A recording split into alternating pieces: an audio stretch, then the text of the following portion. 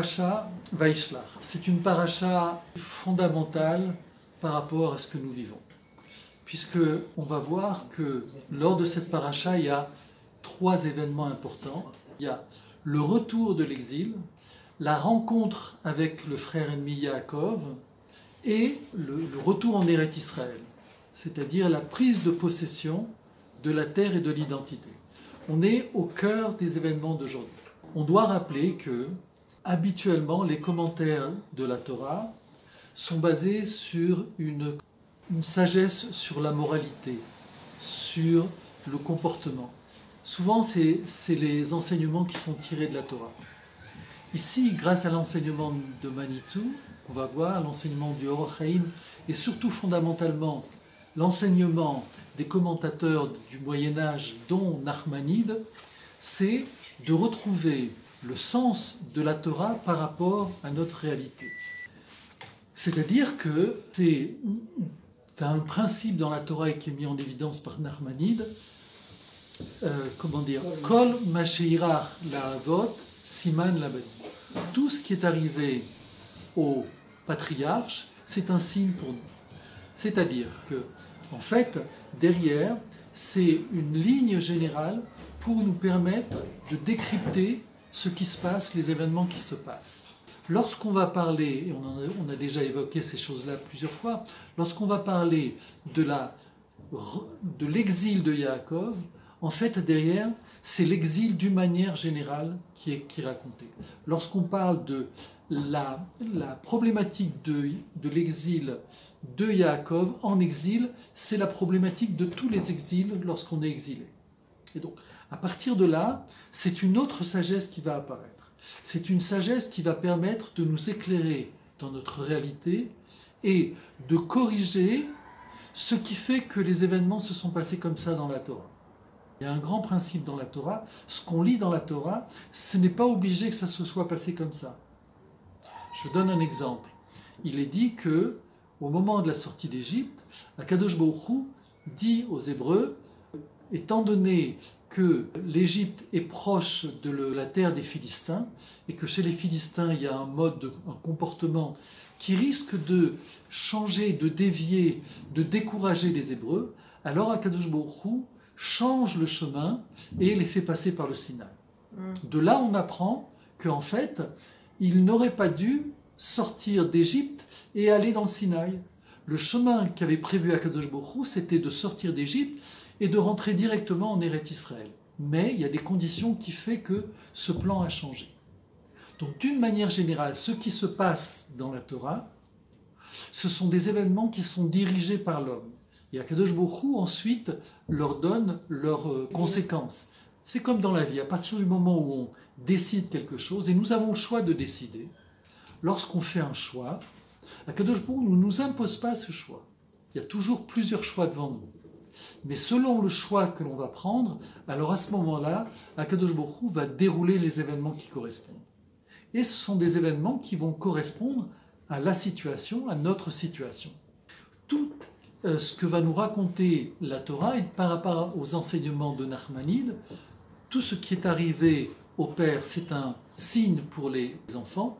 On va voir que grâce à cette lecture-là, on va pouvoir comprendre un certain nombre de choses qui se passent dans notre réalité. On va avoir plusieurs thèmes. Le premier thème, c'est donc l'exil. Au travers de l'exil, on a vu qu'il y a trois étapes. Il y a la descente en exil, et là, ce n'est pas quelque chose de gratuit. A priori, on ne devrait pas aller en exil. Chacun devrait pouvoir être heureux là où il est, sans avoir à se déchirer de là où il vit. Ça n'empêche pas qu'on puisse vouloir voyager et qu'on puisse voir ce qui se passe dans le monde, mais profondément ne pas être arraché de ses racines. Donc l'exil, c'est quelque chose d'anormal qui vient réparer quelque chose. On va parler de la première descente donc de Yaakov. Et on va voir que cette descente en exil, c'est la descente en exil de toutes les descentes en exil, de la nôtre, lorsqu'on a quitté la Judée pour aller dans la galoute d'Édom, lorsqu'on a été en Espagne, lorsqu'on a été en Allemagne, lorsqu'on a été en Angleterre, dans tous ces pays du monde. Mais on va voir, on ne va pas trop en discuter, mais l'exil aussi concerne les non-juifs. Ce n'est pas simplement Israël qui est concerné. On revient donc sur la descente en exil. La descente en exil, on se rappelle qu'il y a un conflit, une haine, une difficulté de rapport entre deux frères, Yaakov et Esav. Yaakov fuit son frère Esav, et la conclusion des parents, c'est que pour pouvoir éviter le meurtre, eh bien, Yaakov doit descendre en exil. On voit apparaître une des raisons de l'exil que l'on sait, c'est-à-dire que c'est la haine gratuite. On sait que le deuxième temple a été détruit à cause de la haine gratuite. La descente en exil. Ve'ata beni shma bekoli. Rivka parle à Yaakov et lui dit, écoute mon fils, écoute ce que je vais te dire. Kum berach lecha el Lavan achi. Lève-toi, littéralement bouge-toi et va voir mon frère Lavan. Charana ve'yashavta imo, qui habite à Haran, et tu t'installeras avec lui. Ad asher tashuv chemat achicha, jusqu'au moment où la colère de ton frère aura disparu. Là, on voit que Yaakov fuit et part en exil à cause de la haine de son frère. Simplement, ce que le texte vient rajouter ici, Ve'yashavta imo yamim achadim, quelques jours, c'est-à-dire pour un moment limité. Comme on dit, je m'en vais quelques jours. Quand Rivka parle à Yaakov, elle lui dit, c'est pour un moment limité, c'est pas pour 2000 ans. Donc là, on voit pointer une des problématiques de l'exil. La problématique de l'exil, comme on en avait parlé, c'est l'exil lui-même, c'est le retard. On s'installe dans l'exil et on oublie qu'on est en exil. On se croit chez soi. Ce premier constat crée ce qu'on appelle l'antisémitisme. C'est-à-dire qu'à partir du moment où quelqu'un se considère chez soi alors qu'il est à l'étranger, il va déranger. C'est-à-dire qu'il va imposer un mode de fonctionnement qui fait que les gens qui vont se retrouver dans ce voisinage ne vont plus se retrouver. Tant qu'on agit alors qu'on fait partie de la population, on partage complètement l'identité, on se noie dans cette culture, dans ce mode de fonctionnement, tout passe. Mais à partir du moment où on s'affirme dans une certaine identité et on cherche quelque part à l'imposer dans son entourage, on crée des tensions. À un moment donné, il va y avoir une séparation qui fait que les gens ne vont pas pouvoir, entre guillemets, se supporter. Donc, la difficulté de l'exil, c'est le retard, c'est tardé. C'est une des problématiques. Et on voit que finalement, Yaakov, au lieu de rester quelques jours, il va rester 7 ans pour Léa. En fait, il s'attendait à se marier avec Rachel. Finalement, il va travailler 7 ans pour Léa. Ensuite, il va travailler 7 ans pour Rachel. Et puis ensuite, il va travailler 7 ans pour avoir un troupeau, pour avoir tout simplement cette acquisition matérielle. Mais il ne va pas aller au bout de ces 7 ans. Et c'est là où on va voir un deuxième aspect de l'exil que l'on connaît, c'est l'antisémitisme. Yaakov ne peut plus rester chez Lavan. Au bout de la 6e année, il doit partir. Et il doit partir de la maison de son beau-père. C'est-à-dire c'est le grand-père de ses enfants, c'est le père de ses femmes. Donc c'est pas n'importe quel antisémitisme, c'est d'une proximité ahurissante. On pourrait comprendre un antisémitisme par ignorance s'il est antisémite. Non, là c'est le grand-père, c'est le beau-père. Voilà ce que dit donc le texte au moment où Yaakov doit fuir cette fois-ci l'exil, quitter l'exil. Vaï ka'asher yalda Rachel et Yosef, vayomer Yaakov el Lavan, shlachani ve'alcha el mekomi ul artsi. Yaakov dit au moment où Rachel enfante Yosef, il se passe quelque chose. Yaakov va dire à Lavan, laisse-moi partir, que je retourne dans mon pays. Yaakov, à un moment donné, fait le constat qu'il ne peut plus rester chez Lavan. Voilà ce que dit le texte. Vayar Yaakov et pene Lavan. Et Yaakov a vu le visage de son beau-père, il a pris conscience. Veine enenu imo kitmol ou shilshon. Il n'est plus avec lui comme il était avant ou avant-hier. C'est-à-dire quelque chose a changé. Tout d'un coup, cet homme pour lequel il est sorti en exil pour retrouver la paix, eh bien, il n'y a non seulement pas la fraternité, mais il y a l'antisémitisme et il doit fuir. C'est une autre personne qu'il découvre sous les yeux. Je ne comprends pas pourquoi antisémitisme. Yaakov, c'est la personnalisation du juif. Oui. C'est-à-dire, Yaakov, c'est le juif par excellence. Le juif, quand il est en galoute, on le voit, il s'appelle Yaakov. à notre époque, ce Yaakov s'appelle le Juif. Quand il revient en Israël, Yaakov, il va s'appeler Israël. Il va acquérir le nom d'Israël. Quand on est en tant que Juif, quand on vient en Israël, on acquiert l'identité d'Israël. À notre époque, ça serait de l'anti-juif. Et par extrapolation, ça s'appelle de l'antisémitisme. On va voir, parce que ici, on n'a pas toutes les informations. Toujours est-il, Vayar Yaakov et Pene Lavan, Veine enenu imo kitmol kel shishon. Yaakov prend acte que son beau-père n'est plus comme il était. C'est quelqu'un qui le haït. Vayomer Hachem El Yaakov, à ce moment-là, Akadosh Baruch Hu vient confirmer les sentiments de Yaakov. Et va lui dire, Shuv el eretz avotecha umolatecha veye imach. Rentre dans ton pays. Maintenant, c'est le moment de rentrer et je serai avec toi. Il y a donc deux constats ici qui sont faits.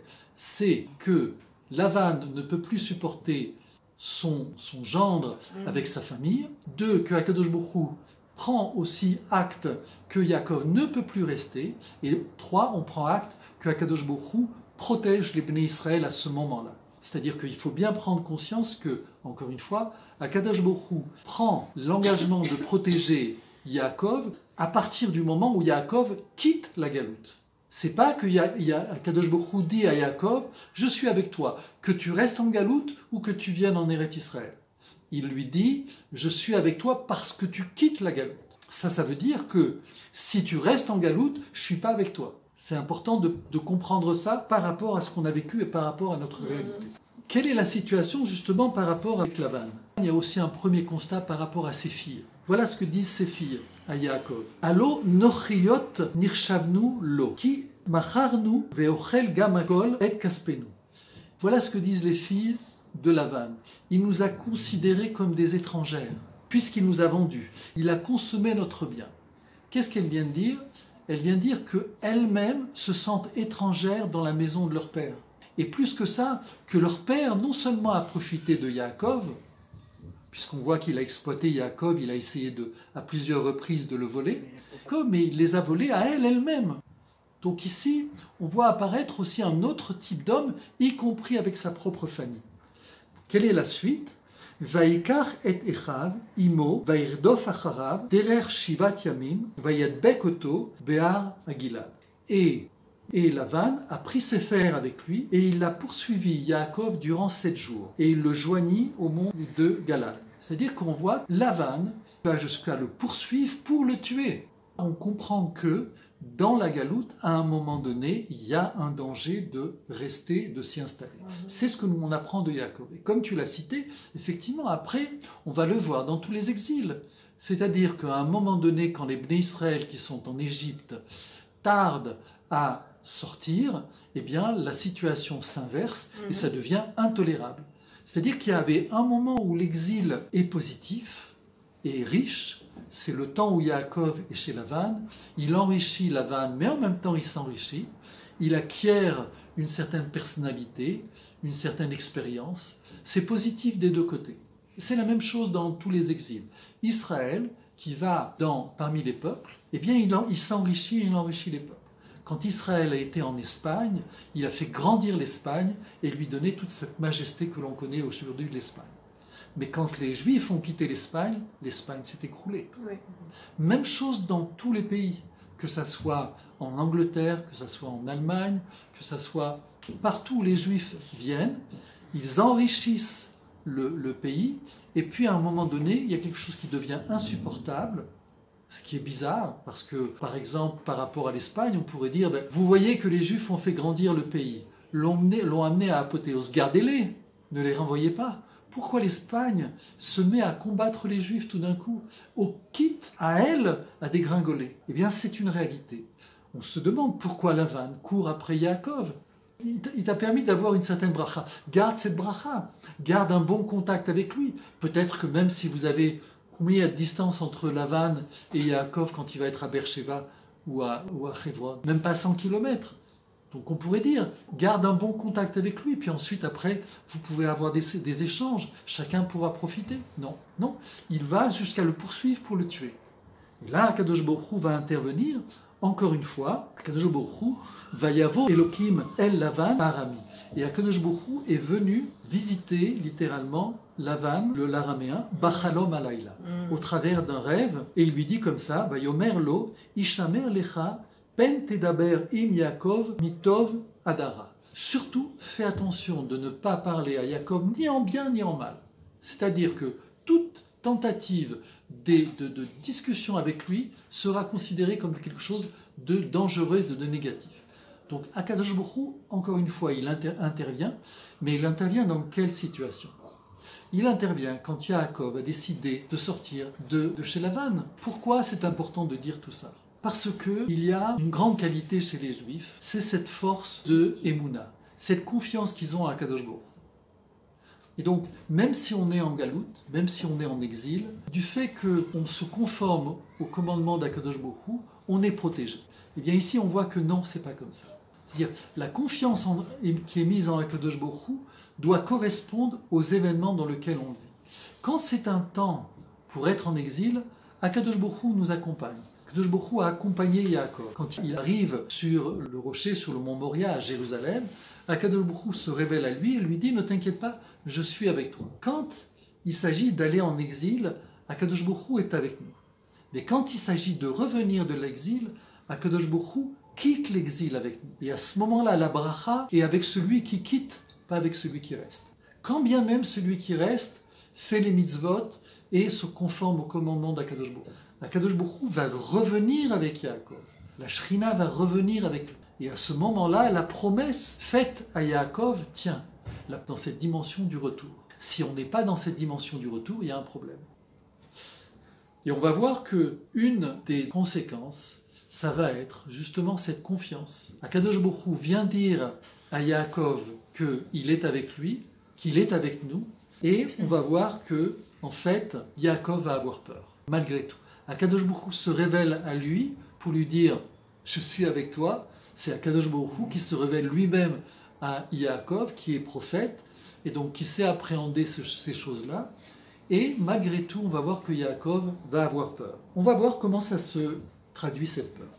Donc, Yaakov revient en Eretz Israël. Et en revenant en Eretz Israël, il y a deux problèmes qui se posent. C'est les problèmes que l'on connaît.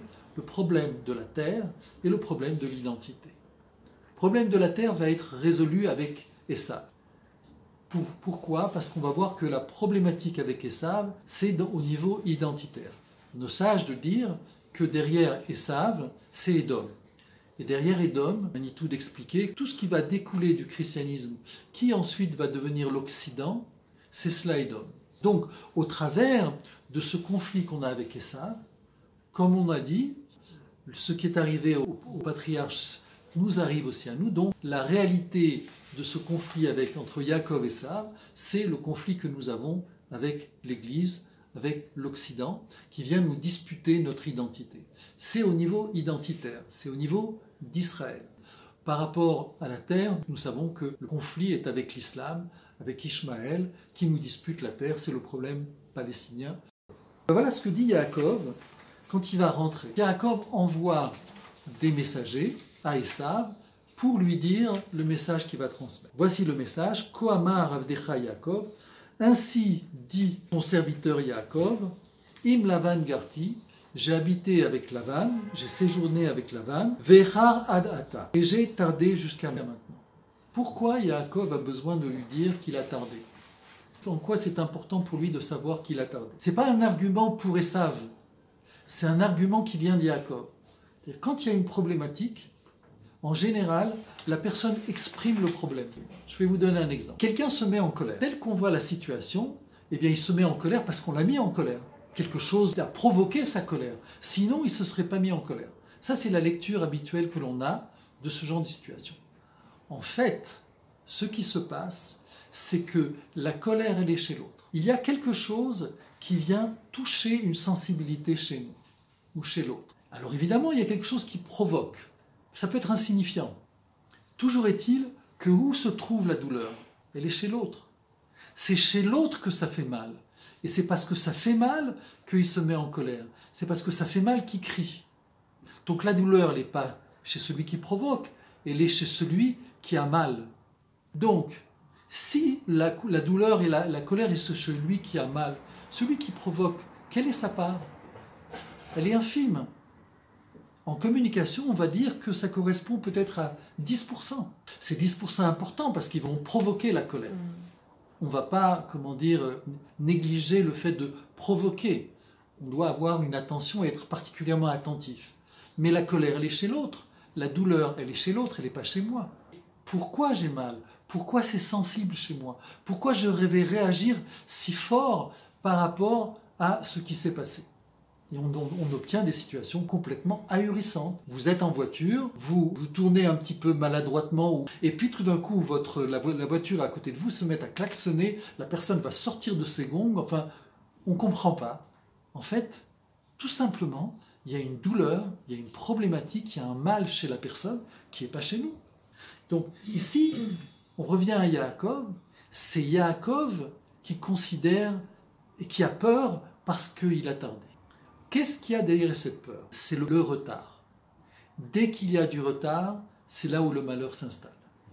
À partir du moment où Israël retarde en Égypte, les choses vont s'aggraver.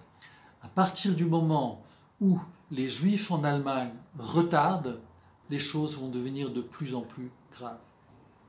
Certes, il y a l'antisémitisme en Allemagne, mais selon le moment où le Juif va prendre conscience de la nécessité de quitter l'Allemagne, selon ce moment-là, la douleur, les conséquences vont être plus ou moins graves.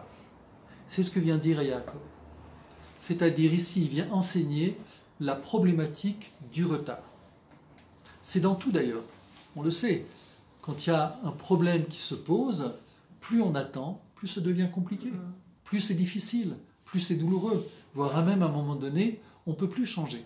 Et donc, Yaakov a peur, le texte et la Torah viennent nous rendre compte de cette peur, et c'est cela, ici, qui va faire que Yaakov va avoir besoin de la protection d'Akadosh Baruch Hu. Il va prier à Akadosh Baruch Hu pour le protéger. On va dire, mais attends, avant de partir de chez Lavan, Akadosh Baruch Hu te confirme que c'est le moment de partir, et il te dit, je suis avec toi. Pourquoi tu as besoin de demander à nouveau à Akadosh Baruch Hu qui te protège? Et là, on a la perspective qui s'ouvre par rapport à notre époque. Yaakov, il a peur pour lui, et il a peur pour sa descendance. Il sait que le principe du retard est un principe catastrophique. Il a besoin de prier pour lui, mais en même temps pour toute sa descendance. Pour tous les exils pendant lesquels les Bnei Israël vont se trouver et qui vont faire que tout retard va engendrer ces catastrophes. On l'a vu en Espagne. À un moment donné, il fallait quitter l'Espagne. À un moment donné même, nos sages à l'époque disaient que le moment de la Géoula était venu. Ben oui, puisqu'ils sont partis, Ari Akadosh est parti. C'est le moment du retour en Eretz Israël. Ouais. Galout, l'exil, le contraire, Géoula, c'est tout simplement le retour de l'exil. Quand on parle de Géoula, quand on parle de délivrance, quand on parle des temps messianiques, se résume à une seule chose, le retour en Eretz Israël, la sortie de l'exil. Et à partir du moment où il y a du retard, voilà ce que dit le texte, Vaïra Yaakov Meod, Vaïtsar lo. Et Yaakov fut effrayé et il fut plein d'anxiété. À ce moment-là, Yaakov a peur. Cette peur, elle va s'incarner, comme on l'a vu, par rapport au retard de la galoute, le retard du retour, mais par rapport à la prise de l'identité d'Israël. Yaakov a peur parce qu'il tarde, mais Yaakov a peur parce qu'il va rencontrer Esav. Dans cette rencontre avec Esav, il y a un problème d'identité.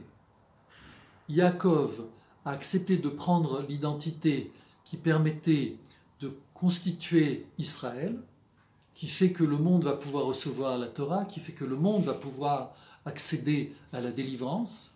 Il a été obligé, et Esav, lui, a refusé cette identité. Donc cette identité est en question. Elle est en question au travers d'une fraternité. Dans cette fraternité, tout dépend, comme on a parlé par rapport à la colère, comment je me positionne. Si je suis en culpabilité de l'identité que je vais prendre, de la position dans laquelle je suis, cette culpabilité va passer au travers de l'autre. il va sentir cette culpabilité, il va sentir cette instabilité et il va comprendre que peut-être tu n'es pas à ta place. Donc, peut-être, Esav va dire à Yaakov, peut-être que tu n'es pas Israël. C'est ce qu'il va pouvoir lui dire. Puisque tu doutes que tu es Israël, peut-être que c'est pas. Et donc peut-être que moi je le suis. Et donc là, on va commencer à entrer dans une histoire abracadabrante, c'est à savoir qui est qui. On est dans du Kafka. Dans cette problématique, Yaakov, s'il n'est pas en mesure de s'affirmer, eh bien, il laisse une faille dans laquelle tout peut s'engouffrer. Alors, venez, on considère la chose de manière où ça aurait pu se passer, de manière positive. C'est Yaakov qui est conscient qu'il a accédé à vraiment l'identité d'Israël. Et il est en plénitude avec ça. Et il vient voir son frère, et vient il lui dit, écoute, finalement, j'ai réalisé ce que j'aurais dû faire, que tu n'as pas pu faire, pas de problème. On va maintenant partager. Je vais ici construire ce que j'ai à construire, tu participes avec moi ou tu participes pas, tu m'aides ou tu m'aides pas, on va, selon la situation, on va travailler ensemble, mais tu n'as pas à être coupable de ce que tu n'as pas, puisque finalement on a réussi, grâce à moi on a réussi. On va pouvoir, trouver une manière de s'entendre, mais chacun est dans un rapport de fraternité. Il n'y a plus de conflit. C'est ce qui se passe aujourd'hui. Israël est revenu dans le pays. Par rapport ici à l'identité du christianisme, va se poser l'identité d'Israël, qui est le véritable Israël. Mais à partir du moment où on revient ici, où on reconstruit une nation sur les bases de l'hébreu, sur les bases de la Torah, il n'y a plus de discussion. On ne peut plus rentrer dans une discussion. Les faits se posent. Donc à partir du moment où les faits sont posés, il y a deux situations. Je refuse la réalité, ou j'accepte la réalité et chacun trouve sa place. En l'occurrence aujourd'hui, on est dans un refus de la réalité. On est dans « je refuse à Israël de prendre possession à la fois de la terre et de sa spiritualité ». Et c'est ce qu'on voit, c'est ce qui se passe à l'ONU. L'ONU, qui représente les nations du monde, exprime quelque chose de bien beaucoup plus profond que juste cet organe officiel. Il exprime aujourd'hui le refus des nations d'accepter Israël. Et derrière ce refus, on voit qu'il y a en Israël la non-acceptation de l'identité d'Israël. Israël lui-même n'est pas sûr. Et donc on est dans le conflit. Puisque les choses ne sont pas sûres des deux côtés, donc il y a un terrain de bataille. À partir du moment où l'appartenance est claire, il n'y a plus de bataille. Vous êtes dans une situation, je reconnais que ce sac t'appartient, on ne va plus se battre. Mais à partir du moment où ce n'est pas clair, il y a conflit. Et c'est ce qui se passe aujourd'hui. C'est pas clair, donc il y a conflit. Si on prend cette situation, quelle serait la solution? La solution est très simple. Que Israël se reconnaisse en tant qu'Israël, mais en tant qu'Israël par rapport aux nations. Et là, on revient par rapport au texte sur une autre réalité. Qu'est-ce que dans la Torah, quand la Torah va nous dire que Yaakov envoie des messagers à Esav, de quoi il s'agit? Il s'agit d'une fraternité, il s'agit de deux frères. En fait, il s'agit d'un couple. C'est pas que Akadosh Baruch Hu choisit Israël, et puis ce qui l'intéresse dans le monde, c'est que Israël. Il s'en fout des autres. C'est malheureusement une idéologie qui est des fois portée par les Juifs. C'est-à-dire qu'il n'y a que nous, puis les autres, vous êtes disqualifiés. D'ailleurs, c'est aussi ce qui est prétendu dans l'islam, et en dehors du christianisme, la seule option, c'est de se convertir. On voit ici que la Torah vient nous présenter un couple. C'est pas que Yaakov arrive en Eret Israël, et il se fout complètement de Esav, en se disant, bon, Akadosh Baruch Hu, il va faire le ménage, il m'a donné les bénédictions, il va m'ouvrir les portes, et tout va aller. Non. Akadosh Baruch Hu, la Torah nous présente un couple. Il faut faire face. Dans ce face-à-face, la Torah ici va nous mettre en évidence la stratégie de Yaakov pour pouvoir trouver une entente avec son frère. Vaishlach Yaakov melachim lefanav Esav echav artsa seir sde Edom. Et donc Yaakov a envoyé des melachim, des anges littéralement, devant lui, vers Esav, son frère, au pays de Seir, dans les champs de Edom. Et le Or HaChaim va poser la première question. Vaishlach Yaakov melachim lefanav. Il va dire comme ça, Tzarich ladat lama omro lefanav lelot tzorer. Quand on envoie quelqu'un, il est forcément devant nous. Le texte aurait dû dire Vaishlach Yaakov melachim. Pourquoi devant lui? Et on va voir que dans toute la phrase, dans tous ces versets-là, tout est doublon. Et il va continuer. Gam lama utzchar lomar tevat achiv ki yaduahu she Esav ou achiv. Et pourquoi il y a marqué El Esav achiv? Ah, vers Esav son frère. On sait que Esav c'est son frère. Yaakov il a qu'un frère, c'est Esav. Donc le texte aurait dû dire vers son frère ou vers Esav. Donc pourquoi cette répétition? D'autre part, on va dire Gam lama utzchar leaskir artsa seir sde Edom. Pourquoi la nécessité de nous mentionner le pays de Seir, d'Edom? D'ailleurs, on sait que l'endroit de Edom, c'est Seir. Donc, ce n'est pas la peine de répéter. On aurait pu dire juste Edom. Mais le Or Chaim va développer en disant que, au bout du compte, peu nous importe là où il vient. Ce qui est important, c'est que Yaakov envoie des envoyés pour pouvoir trouver la paix avec son frère. Ce mot Artsa Seir, vers le pays de Seir, est superflu. A priori. C'est là où on va pouvoir entrer dans le texte et en comprendre la signification. Achen, kavana akatuv il atet ta'am omro vaishlach melachim. Le premier commentaire du Or Chaim va être sur le fait qu'il envoie des anges. Et les sages vont dire qu'il s'agit vraiment d'anges, réellement. Pourquoi? Parce que dans la paracha précédente, on voit que Akadosh Baruch Hu envoie des anges à Yaakov. Et les sages nous disent, à partir du moment où Yaakov, qui est prophète, qui a une capacité d'atteindre ces mondes dont on ne connaît pas, mais qui sait la prophétie et qui est le contact avec ces êtres supérieurs, Yaakov, à partir du moment où il voit ces anges qui viennent à sa rencontre quand il sort d'exil, alors il prend en compte que c'est Akadosh Baruch Hu qui les envoie pour lui. Et étant donné qu'il les envoie, donc, il doit, entre guillemets, les utiliser. Et sa réflexion va être comment je peux résoudre ma rencontre avec Yaakov. Excusez-moi, oui. Yaakov va se dire la seule possibilité de m'en sortir avec Esav, c'est d'envoyer des anges. Parce que si j'envoie des êtres humains, je prends des risques énormes. D'abord, je risque de les tuer. Et en les tuant, je ne saurais pas comment, dans quelle disposition vient Esav. Est-ce qu'il vient pour me tuer? Est-ce qu'il vient pour faire la paix? Deuxièmement, si j'envoie des êtres humains, comme le texte va le dire par la suite, est-ce qu'ils vont vraiment transmettre de la manière dont je leur demande le message? Et au bout du compte, d'aller dire des choses à Esav qui vont provoquer justement sa colère. Et derrière cette perception, derrière cette problématique, il y a un problème profondément actuel. C'est-à-dire que Yaakov est conscient que Esav, comme on le voit dans le texte, c'est son frère. Littéralement ici, la chrétienté, l'Occident, ce sont nos frères. Yaakov a peur de tuer son frère. C'est quand même le fils de Yitzhak. C'est son frère. Non seulement il a peur d'être tué, mais il a peur de tuer son frère. Elle nous présente un couple. Et chacun, dans ce couple, a la présence divine. On est dans la Torah dans un monothéisme total. Akadosh Baruch Hu est avec moi, ma neshama est issue d'Akadosh Baruch Hu, mais l'autre aussi. Derrière Esav, il y a Akadosh Baruch Hu. Derrière l'Occident, il y a Akadosh Baruch Hu. Derrière le christianisme, il y a Akadosh Baruch Hu. Eux aussi. Et donc, nous sommes dans un rapport d'un monothéisme total. Et donc, dans ce monothéisme total, c'est une paix totale.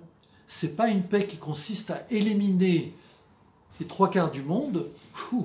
Si on considère le Ham Israël qui correspond à 1%, on va dire comme ça, faire disparaître le monde. Le but de notre monde, c'est d'obtenir une fraternité au travers de toutes les créatures. Mais chacun doit quand même rester à sa place, puisque même les nations, en fait, chaque nation a un ange tutélaire. C'est tout à fait. C'est-à-dire, ce que tu dis, c'est que quand les Juifs, ce qu'on a expliqué, quand les Juifs sont en galoute, alors ils font participer la sainteté qui est avec eux dans le pays dans lequel ils sont. C'est ce qui fait que justement, il y a une élévation à la fois quand les Juifs arrivent dans un pays, dans un endroit, il y a une élévation de l'endroit. C'est-à-dire que les goïms de l'endroit profitent de cette bénédiction. Et Et à un moment donné, les Juifs oublient qu'ils apportent cette bénédiction parce qu'elle vient d'Israël. Parce qu'elle vient à la fois d'Israël en tant que territoire et d'Israël en tant que de leur identité. À partir du moment où ils se coupent de cet Israël-là, ils se coupent de la bénédiction. Et le non-juif qui est dans cet endroit s'en rend compte. À un moment donné, il y a la bénédiction qui vient s'interrompre, on va dire comme ça. Donc c'est clair qu'il y a ici deux problématiques. La problématique de la bracha, comment elle est véhiculée, et la problématique identitaire. C'est ce qu'on voit ici dans cette paracha, c'est-à-dire qu'il y a une problématique identitaire qui va être obligée d'être résolue. C'est lorsque Yaakov va devoir affronter un ange. On va avoir besoin d'acquérir un certain niveau identitaire. On ne va pas rentrer dans cet épisode, mais on va voir que Yaakov, avant de rencontrer Esav, doit résoudre le problème identitaire. Il doit devenir ce qu'il est. À partir du moment où il devient ce qu'il est, alors il peut rencontrer Esav. C'est exactement la même réalité, c'est-à-dire que le but, c'est de ne pas être dans ce mélange identitaire. Ce mélange identitaire aujourd'hui qui est une proclamation politique dans ce monde. On est en train de pousser à un mélange identitaire, de manière à de créer une sorte de paix dans le monde. Ce mélange identitaire est une impasse. La seule vocation de tout individu, c'est de se réaliser totalement et fondamentalement. Donc, si on cherche à mélanger les identités, on va vers une impasse, on va vers une guerre, on va vers un conflit. C'est ce que la Torah vient nous dire justement au travers de Yaakov. Yaakov doit acquérir ici, pour pouvoir, aborder de manière fraternelle et en paix avec Esav, il doit acquérir son identité. C'est un petit peu notre réalité, c'est-à-dire que si on veut que justement les nations acceptent Israël, si on veut que l'ONU accepte Israël dans sa dimension matérielle, physique, territoriale et spirituelle, il faut qu'on acquiert de manière certaine cette identité. Mais Yaakov en fait est devenu Israël quand il s'est battu, après s'être battu avec l'ange d'Esav. Tout à fait. Donc c'est une autre dimension. Tout à fait. En fait, ce qui se passe, c'est que Yaakov est déjà Israël. C'est-à-dire que, quand est-ce qu'il y a combat avec l'ange? Quand Yaakov est prêt. On ne part pas au combat si on ne sait pas qu'on va gagner. On ne part pas au combat si on ne s'est pas entraîné. Si on ne s'est pas entraîné de manière que le combat soit une victoire. Quand est-ce que Yaakov part au combat? Parce qu'il est prêt. Il acquiert l'identité d'Israël dans la mesure où il va prouver qu'il est capable d'être Yaakov dans sa vocation spirituelle et il est capable d'être dans une vocation matérielle. Et ça, il l'a déjà acquis. En sortant de chez Lavan, c'est ce qu'il va dire, j'ai habité chez Lavan. C'est quoi? C'est j'ai vécu dans cette opposition par rapport à la matérialité et j'ai gagné. Mais quand est-ce qu'il va devenir Israël? Quand il va acquérir cette vocation qu'il n'avait pas en étant Yaakov. Quand est-ce qu'il acquiert? Chez Lavan. Donc quand il revient de Lavan, il est déjà prêt. Et donc quand il va combattre l'ange, c'est uniquement pour valider cette prise en charge identitaire.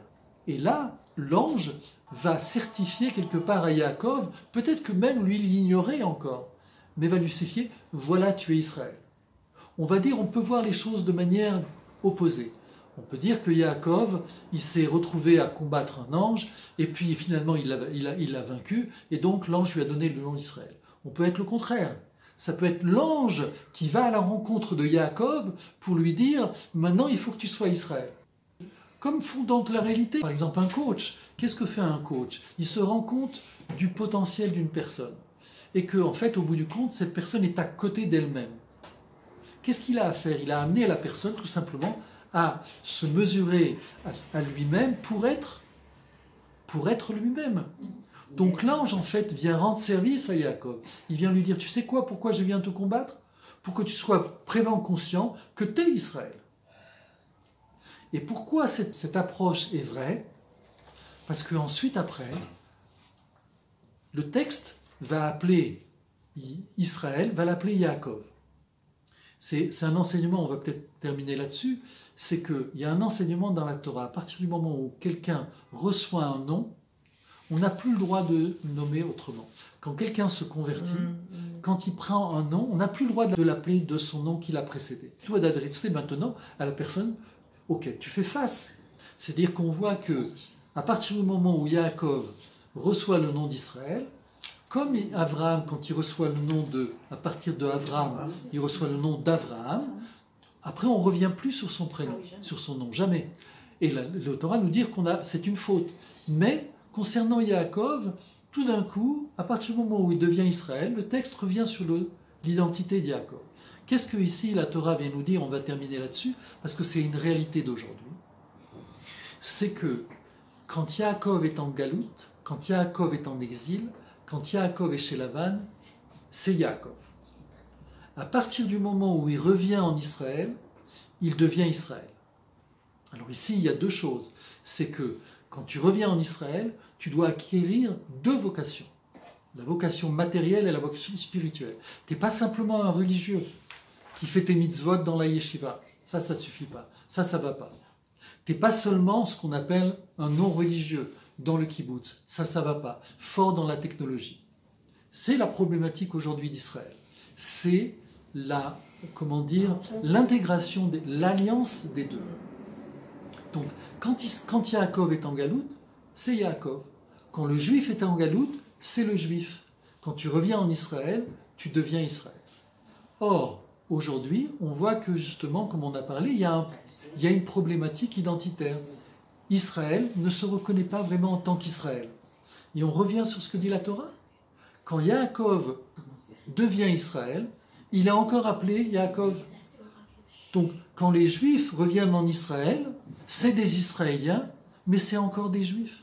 C'est-à-dire que l'identité n'est pas encore stable, n'est pas encore à sa maturité. Mais la galoute, elle n'est pas sortie de d'eux-mêmes.